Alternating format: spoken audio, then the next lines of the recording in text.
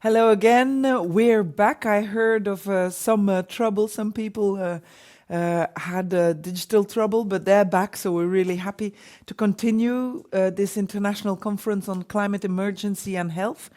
This afternoon, we already looked into transformative communities and into transformative policies. Let's tackle the third poll. That's the thematic session on transformative health systems. And Carlos Mediano from Medicos Mundo International in Spain will be moderating this. So Carlos, hello and good afternoon. Hello, good afternoon, everybody, and thank you very much, Nabel, and thank you very much because of us to allow me to moderate this panel. This panel has, as you said, we are moving this afternoon from communities to policies and now to health systems. And I think today we have three great experiences on how words can be transformed in practice. So we don't have a lot of time. Each panelist has more or less between 12 and 15 minutes. And let's start with the Dr. Ilu. He's coming from Veterinaries Sans Frontières, and she's going to explain us the results of developing a strategy of One Health in Niger. So, Dr. Ilu, allez-y, vous pouvez commencer. Ok.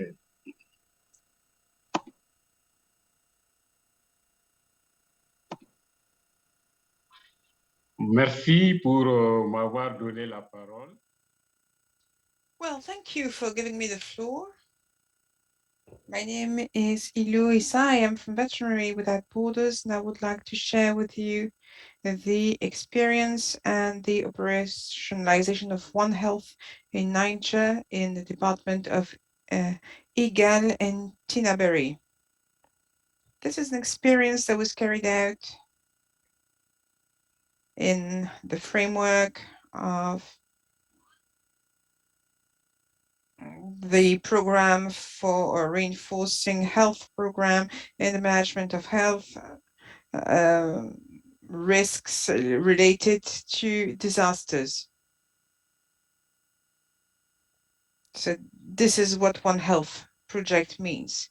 You can see the environment in which the population is living, either at Sakwara, along the Niger River, or in Eagle near the desert.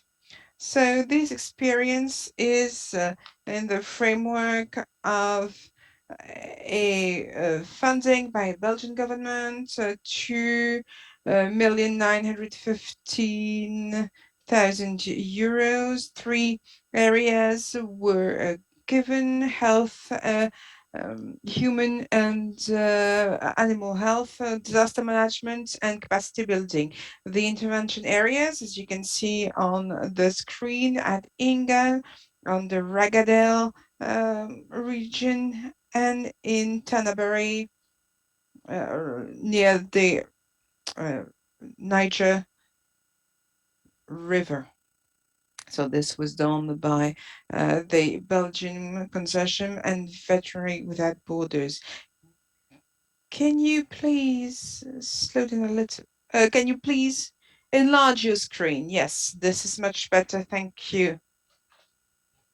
So this is a project that was designed in the framework of recurring climatic shocks.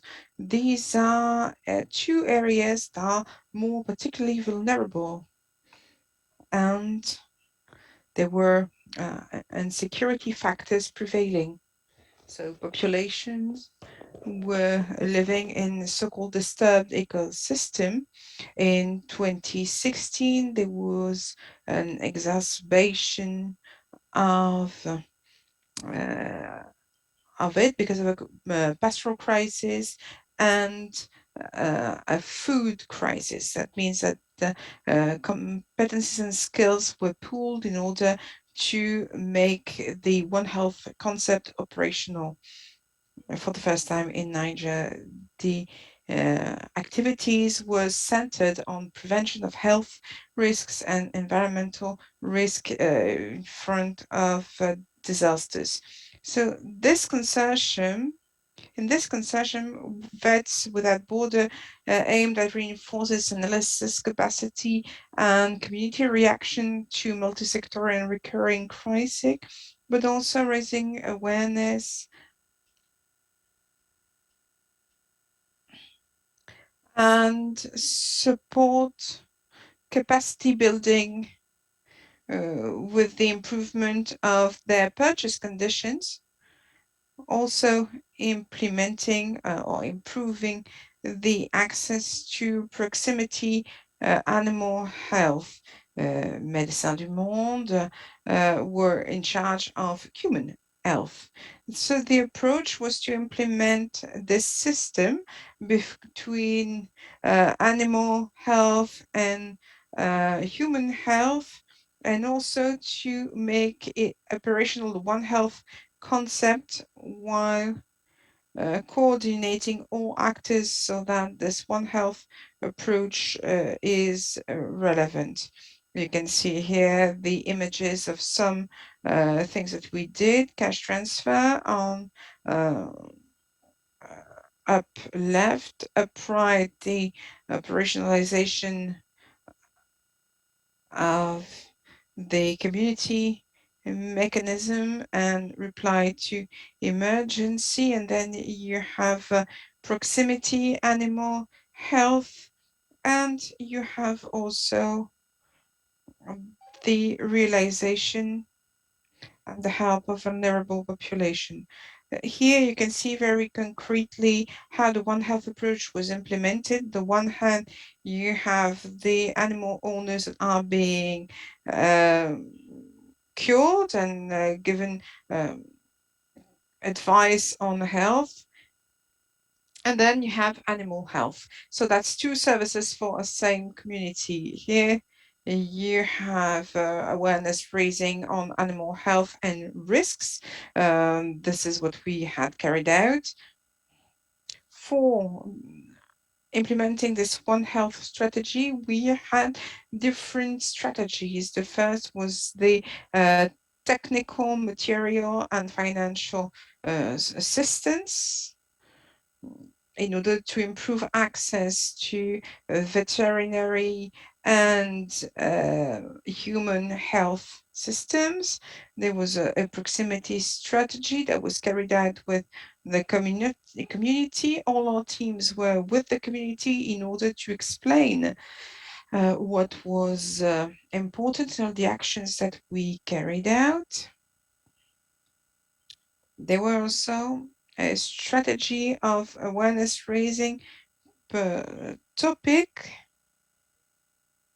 via community radio, for example, on the field, and visits.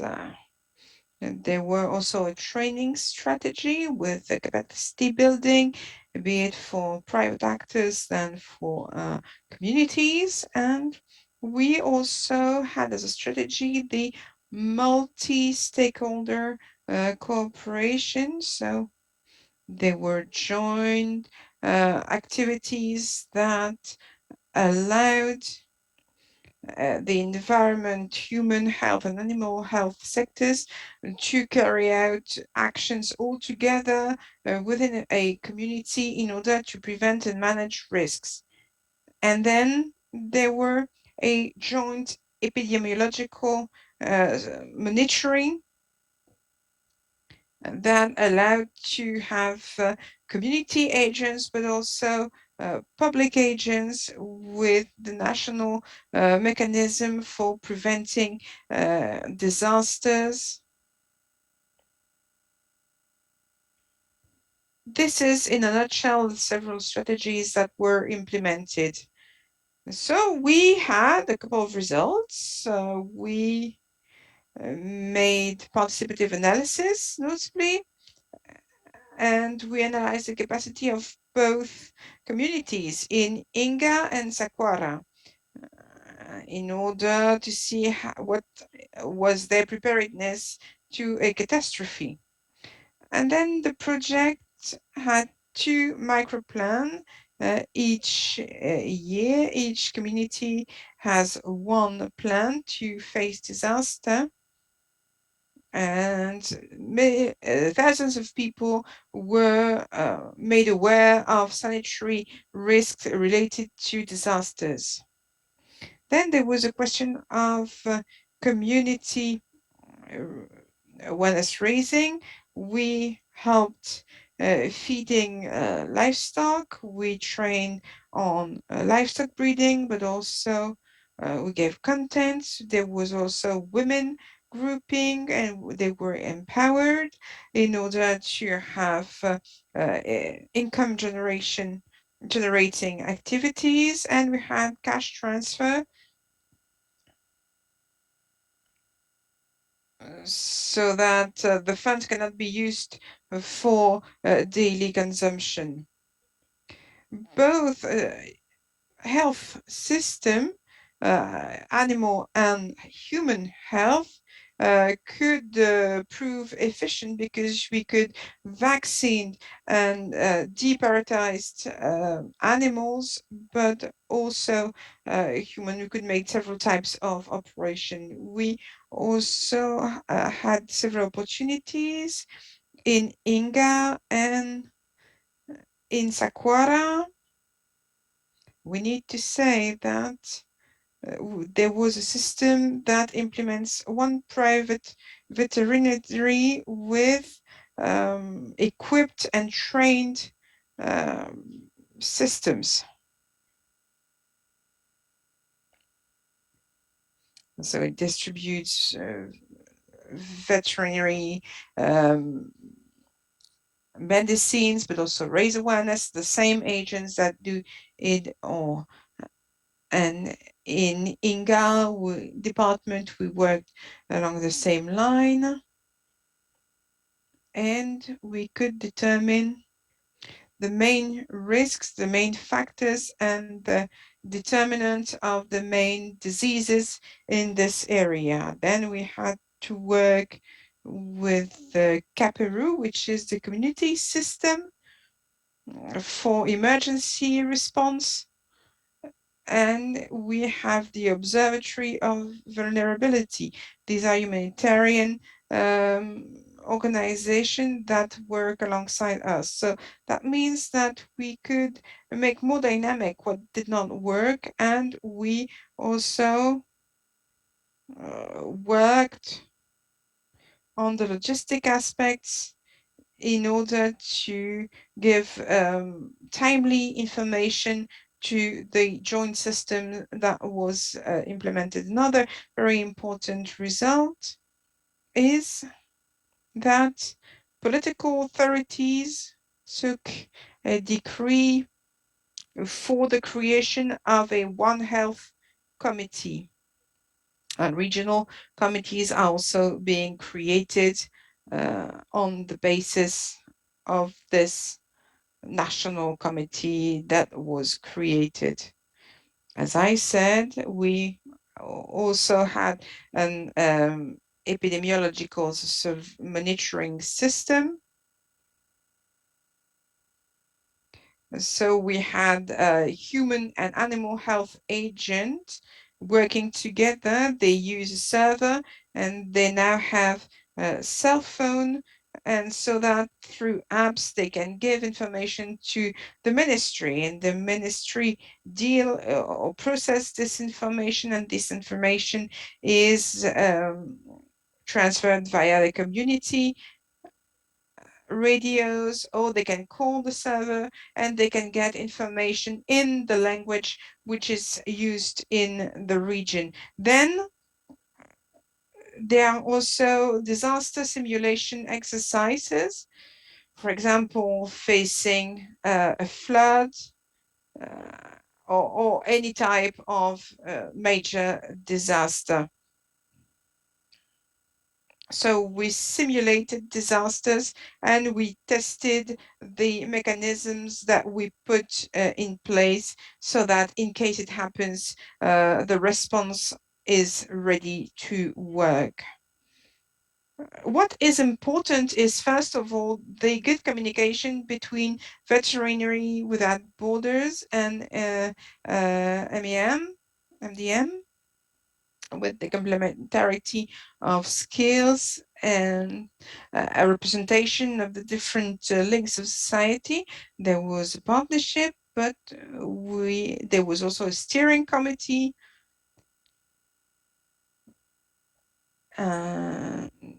We were equal partners, so that means that this system worked well. Now, when it comes to the lessons learned, we learned a lot. Just let me give you some. First of all, the One Health approach should be envisaged in the longer term. It's not something that can happen in just 1 or 2 years. It is a new concept, which means that it needs time. It implies several disciplines, several stakeholders, and it takes time. Second thing, technical support, capacity building of health services, be they human or animal, allow to improve the quality of intervention, and also makes easier the mutualization of means. So that means that the One Health approach is definitely operational. The implementation of this approach also allows to disseminate the good practices, because the new practices, when it comes to human or health or animal health, are experimental in that sort. When you make a diagnosis from the formulation phase of the project, the concerns have to, or the issues have to be analyzed inclusively, and you need the participation of communities and all public and private services that are involved in the implementation of this concept. And I'm sorry, Isa, but you still have 2 minutes left. Yes, of course, there were some issues for implementation, notably the National Committee, and we had problems because there are very few innovation and methodological tools. There were recommendations, notably the anchoring of the One Health approach has to be clarified, and you need to have the right intentions. And then the epidemiological monitoring system has to be reinforced, and you need to work with universities and labs, and you need to make the promotion of integrated analysis in these analyses in order to determine very clearly the limit of actions, and you need to develop mutualization practices, as we do not have many. And you need to have the animal health and the environment together. We do not have enough time for covering it all, but thank you for your attention anyway. It's a very Thank interesting you. Project. I think this is a way of how words can become a reality and can be something practical. I think there will be a lot of questions after, and I am really thank you that you will be in short time to explain so wide project as you did. But now we have Luisa Ben Abdelhafid coming from Medicine du Monde, and well, she's going to speak about the second phase of this project.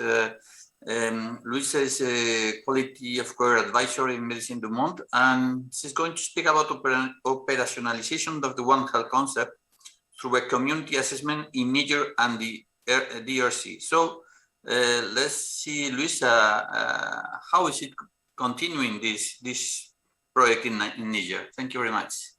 Exactement, merci beaucoup. Right, thank you very much. Can you confirm that you can see me? Right, yes, we can. Right, fine. Thank you. Thank you to my colleague of VSF to make this first presentation. I will speak on the behalf of the health department. The director couldn't be with us today because of operational constraints. And then there were two phases between 2017-2019 between Médecins du Monde and Veterinaries Without Border. We created a consortium, and it gives us the willingness to go forward and to have another approach in other territories. Here was a first that two NGOs get associated in Niger for a preventive approach. So this partnership, this consortium, this is what we definitely wanted to pursue. I would like to explain to you how this transfer was conceived and how we wanted to work with this concept. So we are working on synergy of the three areas, and it's very important to have synergy bridges and not just parallel collaboration, just seeing the synergy that we can have an inclusive response to the problem and to design sustainable solution for the longer term. This project in Niger allowed Médecins du Monde to have it as a core business within our approach. So we will diversify, first of all, in Niger, the first two regions, we left the first region to go to Al-Disinat, and in DCR we worked in South Kivu, the national park of Kahuzi Biega. The RC is huge, as you know. We will focus on South Kivu, and these are regions with a strong One Health potential. So as my colleague presented Niger so well, I will present you South Kivu in order to travel a little, but also to present you a very complex and interesting region. There were two complementary approaches for getting interesting to this area. Well, there was a consortium with VSF, and there was a collective intelligence workshop that had a change theory emerge. So in 10 years, we analyzed how this activity could evolve. We could see, therefore, how what we are doing can integrate into a much larger aspect. So these two processes altogether gave us a One Health challenges picture that is as realistic as possible. A couple of historical and social elements about the South Kivu from the 1970s. The indigenous people were expelled from their lands without any compensation. That means that they had no longer subsistence means. It is a strong item in this national park, and this is where it all starts, even though in 2014 the state committed to give justice to these people, either to give them back their lands or to give them other lands, but to this day there is no concrete translation of this commitment. Then there is a very strong pressure on natural resources, especially forest resources, because these plots of land are used for making wood coal in order to cook food or to heat. You know that this coal is especially sold in Bukavu, which is the largest city in South Kivu. It's a huge city. An awful lot of households will use this coal, and it's on average half a tree per month and per household. So that means the pressure is high. And then the destruction of this forest leads to an increase of proximity between wild animals and animals living in cities. It also leads to a proliferation of pests like rats and baboons that destroy crops with a decrease of 40% of agricultural yield. And that means that people have to control control their crops and to survey their crops. So this is given to children. Of course, children therefore are not going to school. So that means that all the items are linked all together. There is not just an environmental question, but everything has a link. When it comes to human and animal health, there's a strong impact of zoonosis. There are very few epidemiological surveillance studies, but when you have one, you can see that 2 people per household are a tapeworm carrier. There is a lot of filariasis as well. And you can see that there is also an increased antibiotic resistance for several pathogens, notably, and resistance to penicillin as well. And we can see also that pathology is not respected, and that means that therefore there is an increase of resistance to those antibiotics. And there is a very large poverty, and that means that the population start to poach or to have illegal fishing. This has led to entire community tension with a few deaths. Unfortunately, as you can see, and the concept is very complex, and when discussing with health professionals, with the communities, we do realize that there is a challenge at infectious disease level, but also a precarious factor. And as you know, precariousness or poverty is one of the most important determinants of human health. In order to decrease the risk in a sustainable and efficient way, you need to work at the intersection of these areas and to offer innovative solutions.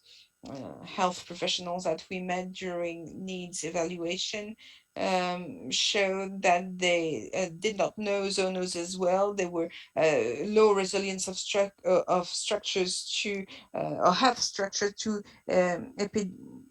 epidemics and poor hygiene and sanitation. There are very few studies about antibiotic resistance, simply because in those remote areas it's very difficult to have a blood culture. So this is the context where we are, and this is where we decide to have another One Health project. The situation is very different from Niger, and that means that you need to have more adapted responses in the One Health project. You cannot copy paste one thing to another region. So we had a threefold objective for this project: for better prevent, detect, and organize response to health crisis, antimicrobial resistance, zoonotic diseases, environmental events. This is mainly for health professionals, human or animal health. And there is also a group for testing antibiotics testing and adapting prescription. In the second time, we will have to build new transdisciplinary collaboration between different government actors.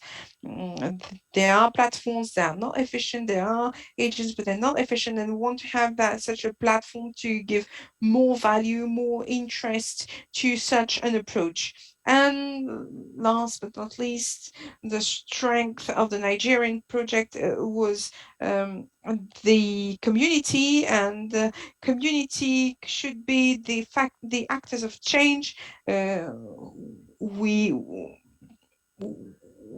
We leaned on them for a diagnosis of a solution. We had discussion with community, and when reading scientific literature, we wanted to have research and action, and having loops that will feed our decision throughout the project. As a conclusion, the One Health approach is the most inclusive solution for NGOs in front of the emergency of climate change that is also threatening for lives. We cannot see how we can do without having the 3 dimensions. Community mobilization is key for ensuring decentralization, and we still base ourselves on community in order to understand, design, and implement projects that are aimed at them. And then the successful project would be nothing without a strong partnership. Here we have a partnership with the Veterinarians Without Borders, but we also integrate civil society. In DCI will be the the Farmers Association for Integrated Approach, and all these, of course, are committed on environmental issues. I hope I was clear enough. Thank you. Well, thank you very much. It is indeed very interesting, as we said. There were meetings between organizations. There was a pilot project, and now we are working in different countries. Thank you very much, Luisa, and I think we will have some questions. At least I have some questions for both about this project that I think is a magnificent example of how can we translate these policies in realities. Our third panelist will be two persons. Will be Laura Speak. She's a social and cultural anthropologist, and she's working in the National Association of Christian Mutualities. And also with her, we will see also the representative of the Union Technique of the Mutualities in Mali, Issa Suma. They are going to speak about another question, I think it's very relevant, about the relevance of having a circular and socially just economy system respecting planetary boundaries and the role of health systems in it. So, Laura, the floor is yours. Tout d'abord, merci aux organisateurs. Thank you to the organizer of this conference. Thank you for giving me the opportunity to take the floor. I don't need to explain after 2 days. I don't need to explain that health is not limited to health care systems. We have also, of course, the different determining factors, and these determining factors are often called the social determining factors, but we could also talk about economic or cultural determining factors, and they have also an impact on healthcare, for instance, education, environment, but also social inclusion, housing, or even a job or an attractive job. And we know that climate change has a major influence on these factors. For instance, malnutrition, migration, also desertification. We have heard a lot of speeches related to these elements. Living conditions are more difficult. We have also financial challenges for households. And those who already encounter difficulties are mostly hidden and mostly affected by the climate hazards. The Mutualité Chrétienne de Belgique, so the Belgian mutuality, has created or developed partnerships in Eastern Europe, but also in Western Africa and in Central Africa. In fact, I know that there is no real translation in English of healthcare mutual organization. In fact, they have a structure which is democratically elected, and the idea through fees, through solidarity, through help, basically, this mutual insurance company, they favor, or they try to favor the access to healthcare systems, and therefore we have a universal healthcare coverage and also healthcare protection, certainly for vulnerable groups, for instance, those working in the informal sector. This social protection gives a structural answer in crisis situation. And for instance, the impact of a pandemic or of a crisis can be limited in countries which have a developed protection system.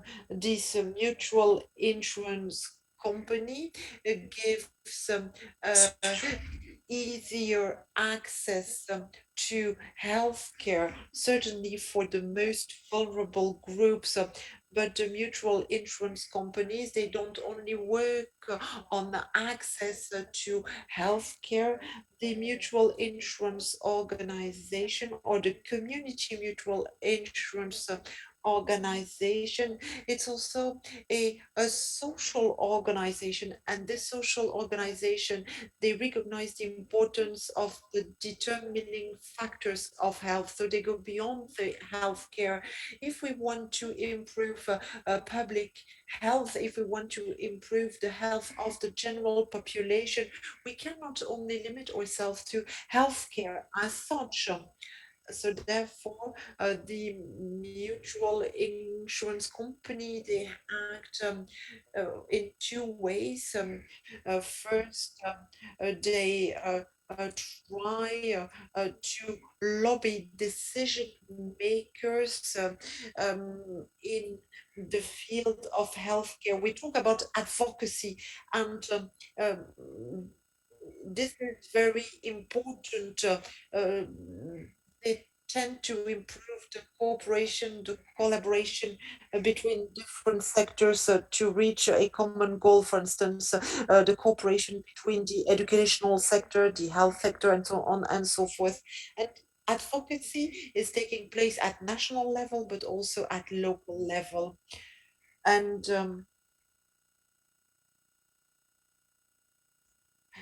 we also focus on other activities, for instance, preventive activities. So prevention is very important, or also educating people, health education in communities.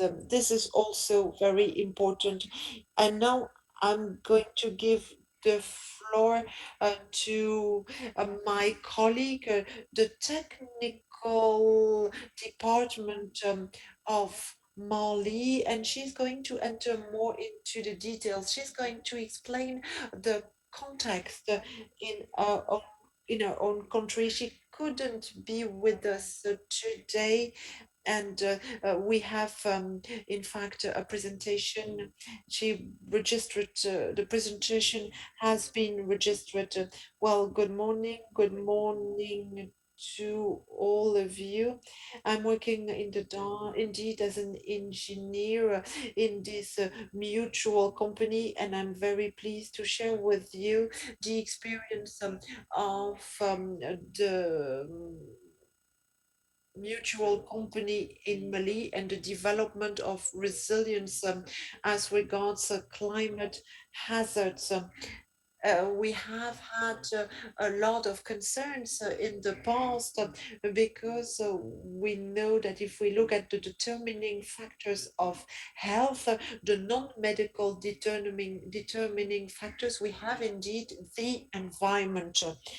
And therefore, we focus on the importance of environment. We are working with local communities. We try always to protect the environment on a regular basis. We organize campaigns aiming at planting new trees. So we talk about reforestation to protect soils against damage, to give also a better living conditions for population, and also in the long term to give them opportunities, certainly as regards the desertification issue, which is a major threat.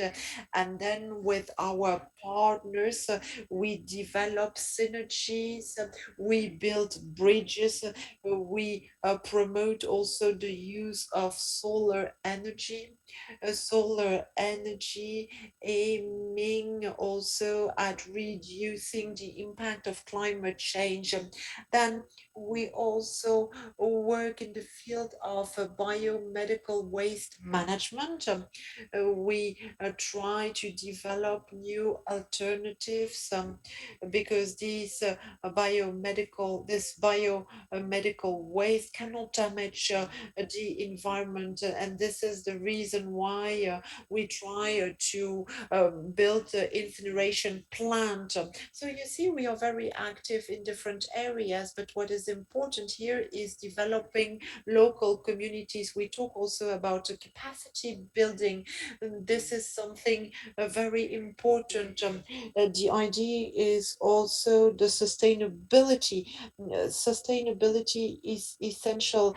Our approach aims at developing endogenous competences in order to basically have a sustainable impact. People living in these local communities, in these villages, they are selected, then they obtain a training, a technical assistance, and at the end of the day, when we leave, they must be able to work alone and to pass on the knowledge. And we are not only intervening as a mutual company, so we work with partners, and the idea is to have an impact on the whole community. These advantages are often starting points because then the population will see it's very useful and they want to become members of our mutual company. For instance, we have a moringa culture. You know that the moringa flower and the moringa tree is very interesting and can make agriculture profitable. So we help the farmers to plant moringa trees. It's a source of food for the general population, but it is also there to protect the environment. So the environment is at the core of our concerns, and we work hand in hand with other partners. This is how we can help people. This is an action that can also contribute to environmental protection. These were a few ideas. This was the experience I wanted to speak about, and we are at your disposal if you have questions, and if you later have questions, you can always contact us. Thank you very much indeed.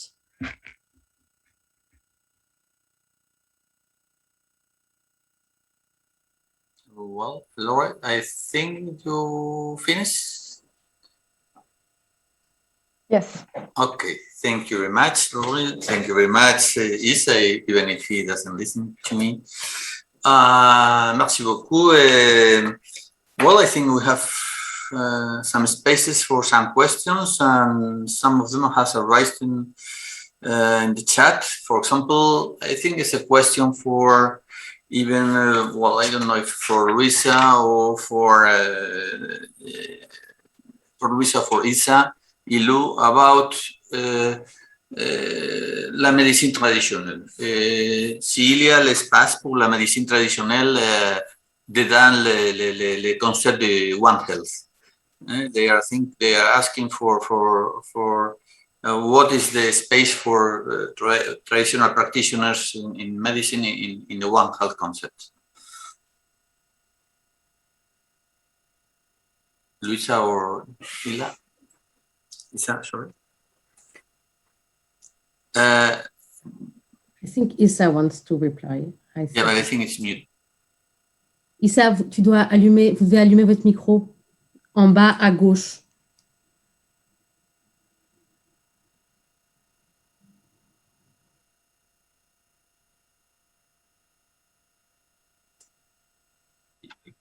Ok. Je pense que merci.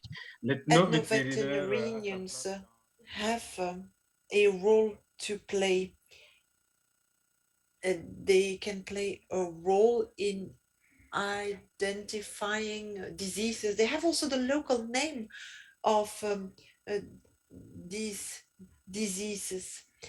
And we try to enhance, well, we believe that, an ethno-veterinarian has a role to play in the One Health concept. Is there also to structure the local knowledge, and it can also help disseminating the message, or he can also pass on the message. And therefore I think that yes, he has a role to play, and this is based on our experience. They try always to use the knowledge because it's easier for the general public to understand. We are talking about, the awareness raising of communities and of farmers and breeders, and they can play a role against that background. Thank you very much. You wanted to add something? Yes, indeed. I agree with my colleague. If we want our approach to be a community approach, then we have to respect the community practices, and often traditional medicine is a local practice, and therefore we use the local available structure, and what already works has to be kept. I would like to add that, generally speaking, a traditional medicine is much more respecting the different ecosystems, for instance, healthcare medicine, animal medicine, and with a biomedical approach often we don't see these interactions, and that's very, very important according to us. Thank you very much. Merci beaucoup, Laura. I don't know, Lucia, sorry. I don't know if there is any other question. If not, maybe I can pose one question to Laure about the mutualist. Well, in my experience, not all mutualities are working in the same way. And when I was working in Medicus Mundi with these mutualities, I had one big problem about spending money of something people don't see. And when we are speaking on prevention, as climate change or things like that, I think it's really hard to convince people of spend the money of something that is not an urgency, but they don't see what is the problem. How do you face that in your experience? Thank you.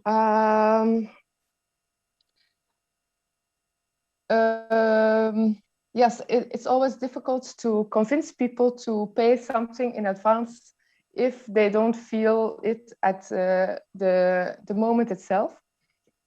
But actually,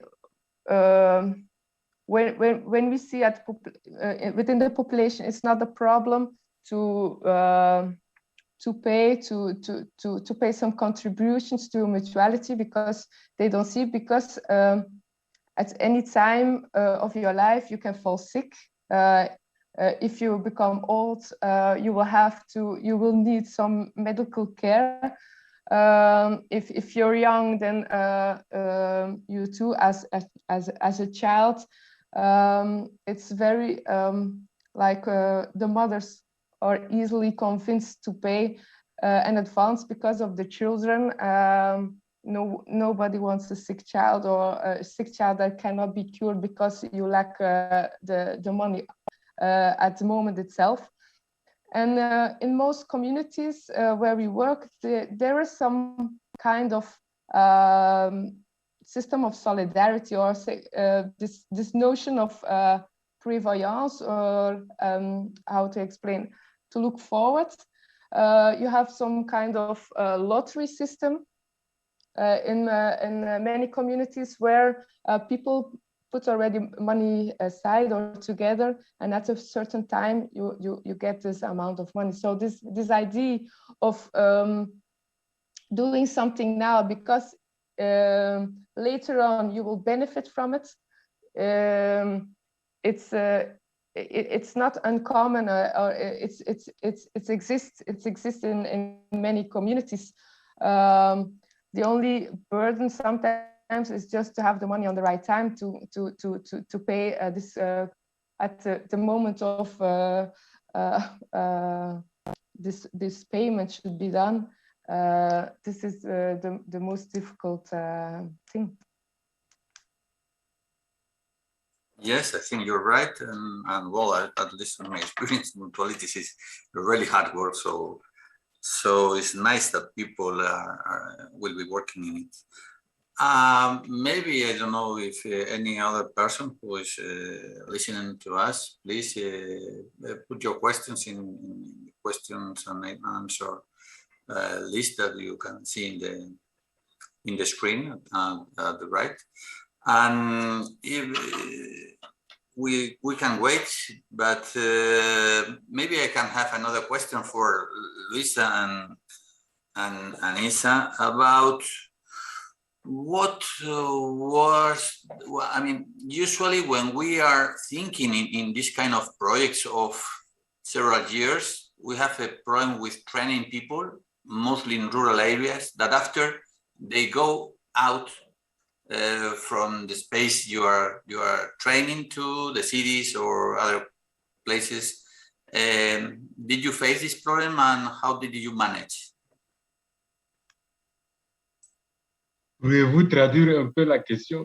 Could you translate the question, please? Pardon.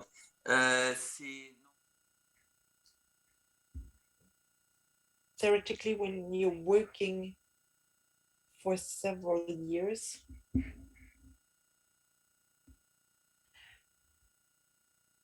when you train the staff afterwards,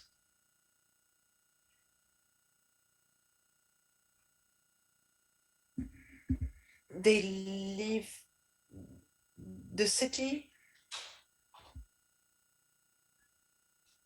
and how did it well, did it occur in your project, and did you solve the problem of people leaving? Yes, I had no time to deal with it. In the One Health approach, we have a problem with the rotation of administrative authorities, the turnover. The turnover is definitely a problematic, the turnover of the staff, the turnover of the administrative staff. And sometimes they are working for 2 years and then they are trained, they are aware problems exist, and then they have to go elsewhere and we have to start all over again. This is definitely a problem. But with the technical ministry, we have said that these agents, these civil servants, had to remain at least for 5 or 7 years in the same district, and afterwards, if they were going to leave, they had to train the person who had to take over their job. But indeed, the turnover is a huge issue, and in our recommendations, we said that we need to keep informing the newcomers as far as One Health is concerned, and sometimes it is very difficult, and the competences might be scattered. Therefore, and yes, only the technical ministry in relationship with the civil servant ministry can find solutions so that the civil servants can remain long enough, can be also there to train their future replacers, because otherwise we will always repeat everything again. 2 minutes, I think Felix would like to to ask a question? Yes, thank you, Carlos. It's a question that can be answered by our three panelists, I hope.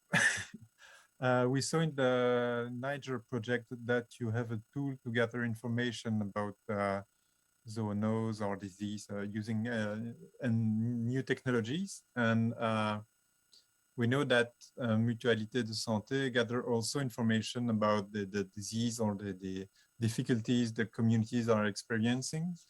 How do you channel those very contextualized information about the health of the communities to the health system, hospitals, health center administration, so that they can adjust their policies or the drug provision or the sensitization messages?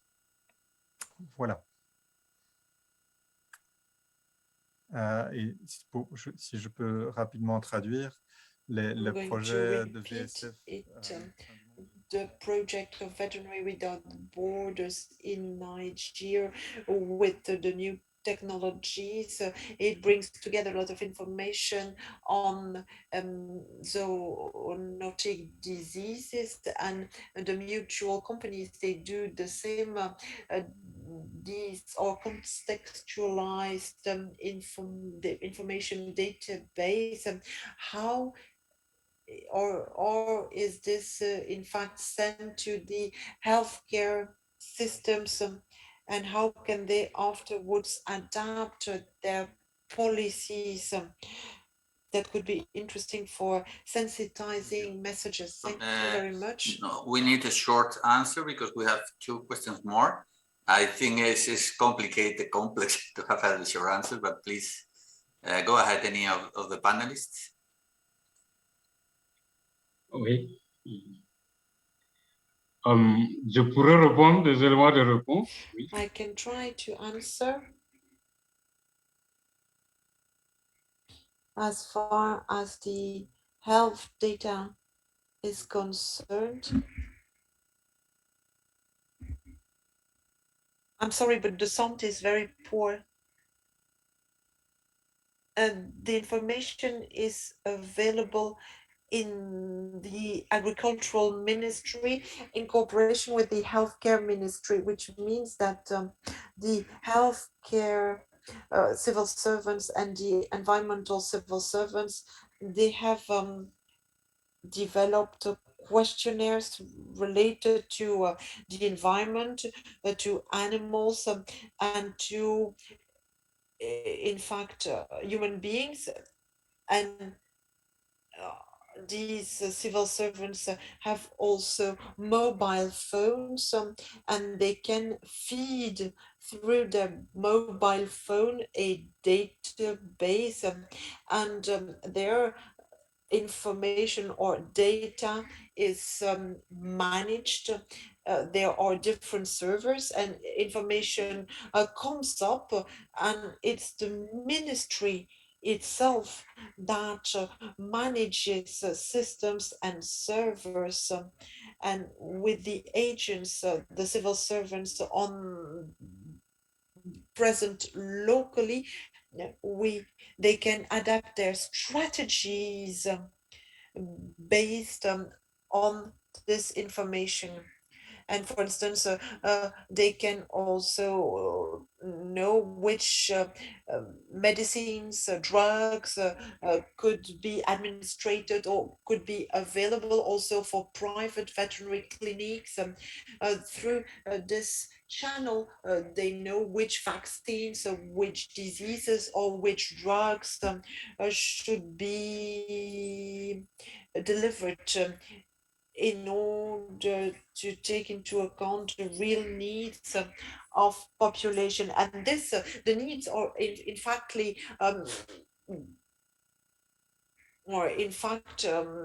detected by the civil servants locally. They feed this information into a database, and therefore afterwards decision can be taken. 2 or 3 minutes more for ending the questions that as arose. Well, if just briefly, il y a une question du Stéphane Basteller.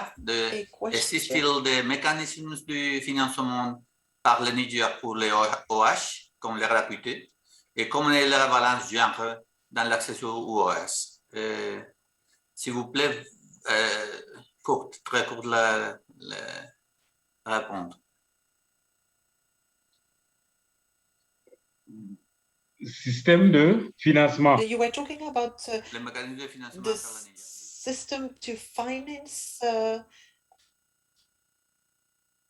that. We have created a One Health committee defining the mobilization policy, but I don't know if there is a mechanism. I don't know. Yes, there is a national framework, and this depends on the budget, but based on the specific context, the regional context.